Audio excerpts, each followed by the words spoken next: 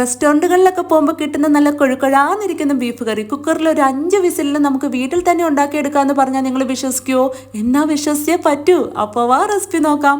ചൂടായ പാനിലേക്ക് ഒരു 1 ടീസ്പൂൺ കാശ്മീരി മുളക് പൊടിയും 1.5 ടീസ്പൂൺ സാധാ എരിവുള്ള മുളക് പൊടി മിക്സ് ചെയ്തും കൂടി ഇട്ട് കൊടുത്ത് 2 ടീസ്പൂൺ മല്ലിപ്പൊടി ഇട്ട് കൊടുത്ത് ചെറു തീയിലിട്ടൊന്ന് ചൂടാക്കി ഇതൊന്ന് മൂപ്പിച്ചെടുക്കാം. ഈ ഒരു കളറാകുമ്പോൾ നമുക്ക് തീ ഓഫ് ചെയ്ത് മാറ്റി വെക്കാം. ഇനി കുക്കറിൽ ഒരു 3 ടീസ്പൂൺ വെളിച്ചെണ്ണ ഒഴിച്ച് 1 ടീസ്പൂൺ ഉലുവ, 1 ടീസ്പൂൺ പെരിഞ്ചീരകം, കുറച്ച് കുരുമുളക്, ഈ കാണുന്ന സ്പൈസസും കുറച്ച് കറിവേപ്പിലയും കൂടി ഇട്ട് കൊടുത്ത് ഇനി ഇതൊക്കെ ഒന്ന് മൂത്ത് വരുമ്പോൾ ഇതിലേക്ക് ഇനി എരിവിന് ആവശ്യത്തിനുള്ള പച്ചമുളക് ഇനി ചേർത്ത് കൊടുക്കുന്ന ഐറ്റമാണ് നമ്മുടെ കറിക്ക് കൊഴുപ്പ് കൊടുക്കുന്നത്.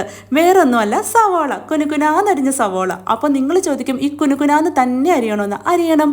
ഈ അരിയുന്നതിലും കാര്യമുണ്ടെന്നേ. അങ്ങനെ ചെറുതായി അരിയുമ്പോഴാണ് കറിക്ക് കൊഴുപ്പും സ്വാദും കൂടുന്നത്. 2 മീഡിയം വലിപ്പത്തിലുള്ള സവോളയാണ് ഞാൻ എടുത്തിരിക്കുന്നത്.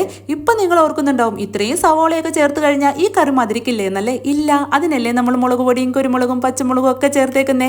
ഇനി ഒരു മീഡിയം വലിപ്പമുള്ള തക്കാളി ചെറു കഷ്ണങ്ങളാക്കിയതും കൂടെ ചേർത്ത് കൊടുത്ത് ഇഞ്ചിയും വെളുത്തുള്ളിയും ചതച്ചതും, ആവശ്യത്തിന് ഉപ്പ്. ഇനി ഇതെല്ലാം ഒന്ന് വഴണ്ടി വരുമ്പോൾ ഇതിലേക്ക് നമ്മൾ നേരത്തെ മൂപ്പിച്ച് വെച്ച മുളക് പൊടിയും മല്ലിപ്പൊടിയും 1 ടേബിൾ സ്പൂൺ മഞ്ഞൾപ്പൊടി, 2 ടീസ്പൂൺ മീറ്റ് മസാല, ഇനി ഇതെല്ലാം ചേർത്ത് നന്നായി വഴറ്റി ഇതിലേക്ക് നമ്മൾ കഴുകി വെച്ച 1.5 കിലോഗ്രാം ബീഫും ചേർത്ത് കൊടുത്ത് മിക്സ് ചെയ്ത് 1.5 ഗ്ലാസ് നല്ല ചൂട് വെള്ളവും കൂടി ഒഴിച്ചു കൊടുത്ത് 1 തണ്ട് കറിവേപ്പിലയും കുറച്ച് വെളിച്ചെണ്ണയും കൂടി മേളിൽ ഒഴിച്ചു കൊടുത്ത് മീഡിയം ഫ്ലെയിമിൽ ഒരു 5 വിസിൽ അടുപ്പിച്ച് തീ ഓഫ് ചെയ്ത് എയറെല്ലാം നന്നായി പോയതിനു ശേഷം നമ്മൾ ആ കുക്കറിന്റെ മൂട് തുറന്ന് നോക്കുമ്പോൾ നല്ല കൊഴുക്കൊഴാന്ന് കൊഴുത്ത ചാറിൽ വെന്ത് മുങ്ങിക്കിടക്കുന്ന ബീഫ് കറി റെഡി. അപ്പോൾ ഇത് കഴിച്ചു കഴിഞ്ഞാൽ ആരായാലും നിങ്ങളോട് ചോദിച്ചു പോകും, ഇതേത് റെസ്റ്റോറൻറ്റിൽ നിന്നാണ് മേടിച്ചതെന്ന്. അപ്പോൾ ഇതേപോലെ ഈസി ആൻഡ് ടേസ്റ്റി റെസിപ്പീസിന് നമ്മുടെ ഈ പേജ് ഫോളോ ചെയ്യാനും ലൈക്ക് ചെയ്യാനൊന്നും മറക്കല്ലേ.